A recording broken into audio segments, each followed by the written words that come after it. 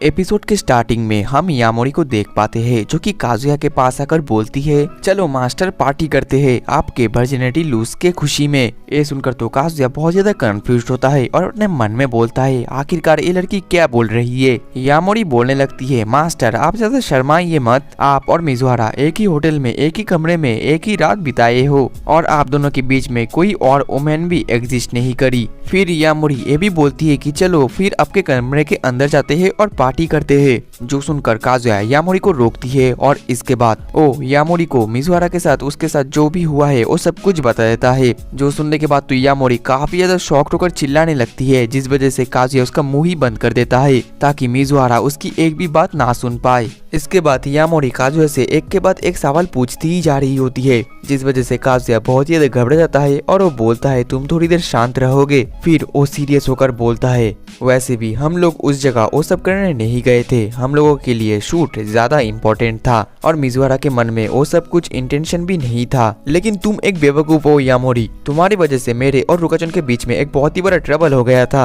और ये सब कुछ बोलकर काजुया रुकाचन के ऊपर गुस्सा करने लगता है। तभी रुकाचन बोलती है लेकिन मुझे लगता है आप और मिजुहारा के बीच में थोड़ा सा प्रोग्रेस तो हुआ है। जो सुनकर काजुया का गल शर्म के मारे लाल हो जाता है। जिसके बाद यामोरी बताने लगती है मैं भी तुम्हारे साथ ट्रिप में जाना चाहती थी लेकिन मैं वहाँ पर ना जाकर तुम दोनों को एक चांस दिया था कि तुम दोनों और भी ज्यादा क्लोज आ पाओ, लेकिन आप वहाँ पर कुछ भी नहीं कर पाए और एज ए फ्रेंड के तौर पर फिर से वापस आ गए। ठीक तभी मिजुहारा अपने कमरे से बाहर निकलती है जो देखकर तो काजुया और यामोरी दोनों ही काफी ज्यादा शॉक्ड हो जाते हैं। वहीं पर मिजुहारा बोलने लगती है क्या तुम दोनों यहाँ पर शोर मचाना बंद करोगे, अब तो तुम दोनों के वजह से यहाँ पर आसपास के पड़ोसी को परेशानी होगी। यामोरी बताने लगती है हम दोनों तो सिर्फ मूवी को लेकर बात कर रहे थे। फिर मिजुहारा उन दोनों के पास आकर काजुया से बोलने लगती है मूवी का स्क्रीनिंग इताबसी सिनेमा में होने वाला है ना, मैं अपने ग्रैंडमा को लेकर डायरेक्टली वहाँ पर आ जाऊंगी। तो फिर काजुया बताने लगता है कि हाँ और हम लोगों को सभी को सिर्फ थैंक यू कार्ड और टिकट बेचना ही बाकी है।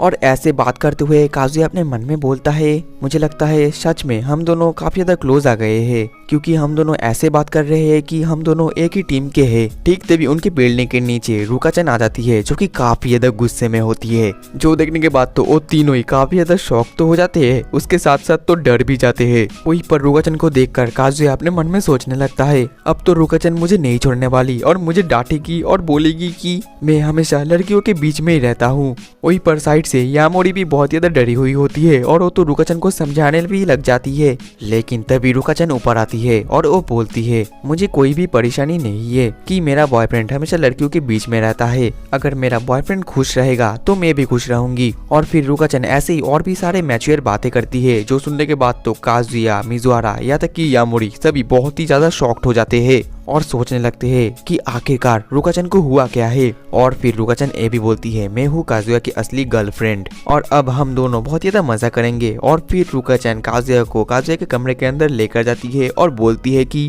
चलो काजुया हम दोनों एक साथ शावर ले। और उन दोनों के जाने के बाद यामोरी और मिजुहारा अभी भी बहुत ज्यादा शॉक्ड में होते हैं और यामोरी मिजुहारा को बोलती है मिजुहारा आपको भी कुछ करना चाहिए, जिसमें मिजुहारा बोलती है कि डेटिंग में ये सब कुछ कॉमन है और ये बोलकर वो भी अपने कमरे के अंदर चली जाती है। और मिजुहारा के जाने के बाद जो यामोरी है वो तो बाहर बैठकर ही चिप्स खाने लग जाती है। दूसरी तरफ मिजुहारा कमरे के अंदर अपने कपड़े धो रही होती है और वो काजुया को याद करके बहुत ज्यादा शर्मा भी रही होती है और अपने मन में बोलती है पता नहीं आखिरकार मुझे क्या हुआ है। अब अगले दिन सुबह मिजुहारा अपने ग्रैंडमा को लेकर सिनेमा हॉल में पहुंच जाती है और वहाँ पर पहले से ही काजुया खड़ा हुआ होता है। वहीं पर ग्रैंडमा बोलती है मैं काफी ज्यादा एक्साइटेड हूँ मूवी देखने के लिए और मुझे माफ कर देना क्योंकि मैं तुम दोनों को इंटरप्ट कर रही हूँ। जो सुनने के बाद तो मिजुहारा और काजुया दोनों ही शर्माने लगते हैं। वहीं पर काजुया चुप चुप से मिजुहारा को देख रहा होता है और अपने मन में बोलता है मिजुहारा हमेशा की तरह प्यारी दिख रही है। अब अगले ही पल ऐसे भी थिएटर के अंदर आ जाते हैं और काजुया वहाँ के रिसेप्शनिस्ट को सब कुछ समझाने लग जाता है कि जो ग्रैंडमा है वो व्हीलचेयर में बैठकर ही मूवी देखेगी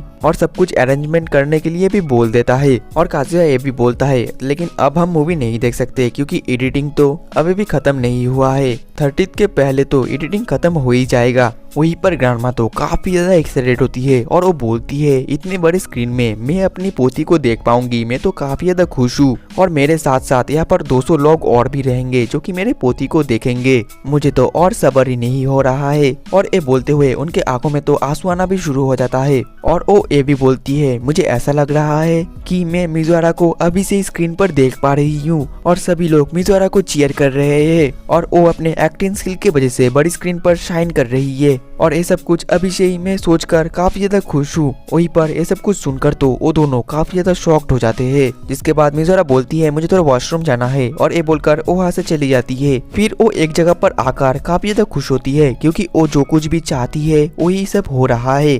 दूसरी तरफ जो ग्रैंडमा है वो काजुया को थैंक यू बोलती है और बोलती है अगर तुम नहीं होते तो मैं कभी भी चिजुरो को बड़ी स्क्रीन पर शाइन करते हुए नहीं देख पाती, तुम्हारा शुक्रिया काजुया। और ये सब कुछ सुनने के बाद तो काजुया बहुत ज्यादा शर्मा जाता है और अपने मन में बोलता है मैं बहुत ज्यादा खुश होऊंगा कि मैं अगर हमेशा मिजुआरा के साइड में रह पाऊँ। और इसके बाद काजुया ग्रैंडमा को बताने लगता है मिजुआरा हमेशा मेरे आउट ऑफ लीग है, मुझे नहीं पता कि आखिरकार वो मेरे जैसे लड़के के साथ क्यों घूम रही है, ग्रैंडमा आखिरकार मिजुआरा मुझे डेट क्यों कर रही है। जो सुनने के बाद ग्रैंडमा काजुया का तारीफ करने लगती है और बोलती है तुम और मिजुआरा एकदम परफेक्ट मैच हो इसलिए। और फिर इसके बाद काजुया ग्रैंडमा को और भी चीजें बताने लगता है और बोलता है कि मिजुआरा मेरे लिए एक अनमोल रतन है, वो हमेशा हार्ड वर्क करती है और उसके ड्रीम के एक पार्ट होने में मैं काफी ज्यादा खुश हूँ और उसके ड्रीम को पूरा करने पर मुझे ऐसा लग रहा है कि फर्स्ट टाइम मैंने कुछ अचीव किया है और मैं हमेशा उसका साथ ही रहना चाहता हूँ, भले ही मैं उसके बॉयफ्रेंड बनकर ही रहूँ और वो मेरे लिए मेरे से भी ज्यादा इम्पोर्टेंट पर्सन है। ये सब सुनने के बाद ग्रैंडमा के आंखों में तो आंसू आना शुरू हो जाता है और वो बोलती है एक बार फिर से ये सब कुछ बोलो, मैं रिकॉर्ड करना भूल गई। जो सुनने के बाद काजुया घबरा जाता है और बोलता है आपको रिकॉर्ड करने का कोई जरूरत नहीं है। अब अगली पल काजुया बाथरूम में चला जाता है और ग्रैंडमा के पास मिजुआरा आ जाती है। वहीं पर ग्रैंडमा मिजुआरा को बताने लगती है क्या तुम्हें अपने सपने को पूरा करने के लिए बहुत ज्यादा सफर करना पड़ा मिजुआरा। जो सुनने के बाद मिजुआरा अपने पास्ट के बहुत सारे सफर से भरा हुआ रास्ता को याद करने लग जाती है। फिर वो बोलती है ग्रैंडमा आप क्या बात कर रही हो, मुझे कुछ भी सफर नहीं करना पड़ा और वैसे भी मैं अपने ड्रीम को चेस कर रही हूँ और ड्रीम को चेस करने में मुझे मजा आ रहा है, लेकिन ये सब कुछ छोड़ो, मुझे अभी कॉफी पीना जाना है। और ये बोलकर वो कॉफी लेने चली जाती है और उसके जाने के बाद ग्रैंडमा काफी ज्यादा खुश होती है क्योंकि उनको पता होता है कि मिजुआरा ने अपने ड्रीम को पूरा करने के लिए काफी ज्यादा सफर किया है, लेकिन वो पहले से काफी ज्यादा स्ट्रॉन्ग हो चुकी है और वो अब इतना ज्यादा स्ट्रॉन्ग हो चुकी है कि वो कुछ भी सफर कर सकती है, जिस वजह से ग्रैंडमा काफी ज्यादा खुश होती है। और अभी मिजुआरा एक ट्रू वुमेन बन चुकी है। क्या तुम ऊपर से देख पा रहे हो मिजुआरा के दादाजी। दूसरी तरफ काजुया जब बाथरूम करके बाहर आता है तो वो वहाँ पर मिजुआरा को देखकर काफी ज्यादा शॉक्ड होता है और बोलता है क्या तुम मेरे लिए वेट कर रही थी, जिसमें मिजुआरा काफी ज्यादा शर्माते हुए बोलती है अगर तुम नहीं होते तो मैं अपने सपने को कभी भी पूरा नहीं कर पाती, जिस वजह से मैं तुमको दोबारा शुक्रिया बोलना चाहती हूँ। और फिर वो काजुया को थैंक यू बोलकर वहाँ से चली जाती है, जिस वजह से काजुया भी काफी ज्यादा खुश होता है।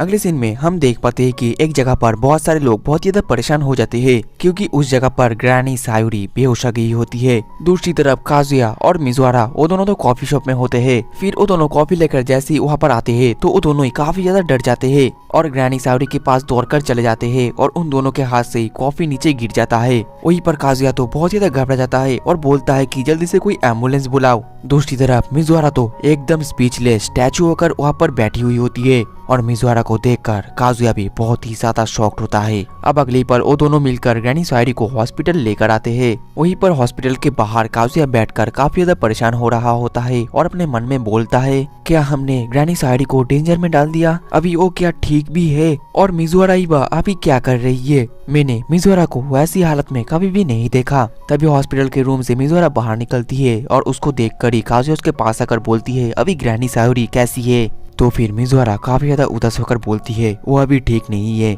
डॉक्टर्स बोल रहे हैं आज ही लास्ट दिन है, अगर वो बच भी सकती है और नहीं भी, लगता है उन्होंने अपने आप को खुद ज्यादा ही पुश कर दिया है। ये सब सुनने के बाद मानो काजुया को पैरों तले जमीन खिसक जाता है और वो बोलता है अब मैं क्या करूँ, क्या ग्रैनी सायुरी आज सच में मर जाएगी। वहीं पर मिजुआरा ये भी बोलती है हमने जो मूवी बनाया है शायद से ग्रैंडमा और वो देख नहीं पाएगी। ये सब सुनने के बाद तो काजुया बहुत ही ज्यादा घबरा जाता है और बोलता है आखिरकार मिजुआरा क्या सब बोल रही है, इसके बाद काजुया मिज़ोरा के साथ बिताया गया एक एक पल सब कुछ याद करने लगता है और मिज़ोरा अपने ड्रीम के लिए कितना ज्यादा हार्ड वर्क करी थी और उसने अपने ग्रैंडमा का कितना ज्यादा ख्याल रखा था, वो सब कुछ याद करके काजुया तो रोने लग जाता है। वहीं पर मिज़ोरा बोलने लगती है, लेकिन इस मूवी को बनाने में मैंने काफी ज्यादा कुछ सीखा और इसकी वजह से मेरे पोर्टफोलियो में भी एक बूस्ट आया, मुझे काफी ज्यादा मजा भी आया। दूसरी तरफ काजुया अपने मन में बोलता है, अगर मैं अब मिज़ोरा का असली बॉयफ्रेंड होता तो मैं उसको एक कंफर्ट हक करता। फिर वो और भी ज्यादा रोने लगता है और बोलता है, पता नहीं ये सब कुछ मैं क्या क्या सोच रहा था,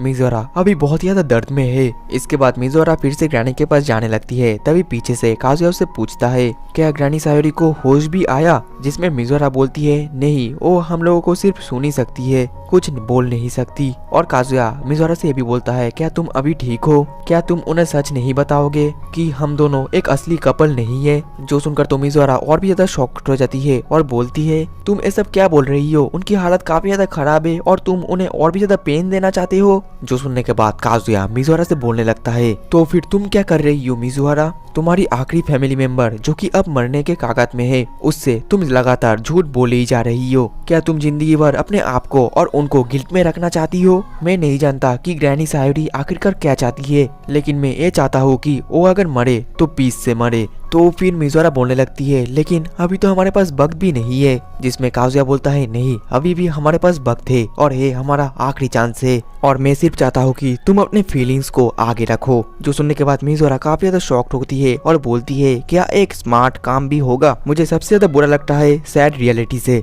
और ये बोलने के बाद वो वहाँ से चली जाती है। दूसरी तरफ काजुया वहाँ पर ही बैठा रहता है और सोच रहा होता है, अगर हम ग्रैनी सायोरी को सच बोल दिया तो वो सहन नहीं कर पाएगी और ये मिज़ोरा अच्छी तरीके से जानती है, लेकिन अगर वो ये नहीं बोलती तो वो हमेशा गिल्टी में रहेगी। लेकिन मैं श्योर हूँ कि ग्रैनी सायोरी हम लोगों को जरूर समझेगी और मैंने सब कुछ यहाँ पर फिर से गड़बड़ कर दिया और मुझे और कोई रास्ता भी नहीं दिखता कि मिज़ोरा को मैं कोई और तरीके से मदद कर पाऊंगा। ठीक तभी काजुया के फोन में एक मैसेज आता है जो कि ताबोसा ने कुछ उसको भेजा होता है, जो देखकर काजुया बहुत ज्यादा शॉक्ड हो जाता है और वो तुरंत वहाँ से भागकर कहीं पर जाने लगता है। दूसरी तरफ मिज़ोरा ग्रैनी सायोरी के पास उदास होकर खड़ी हुई होती है और इसी के साथ ही हमारा एपिसोड 8 खत्म हो जाता है। तो दोस्तों मिलते हैं नेक्स्ट एपिसोड में, तब तक के लिए टाटा बाय बाय सायोनारा।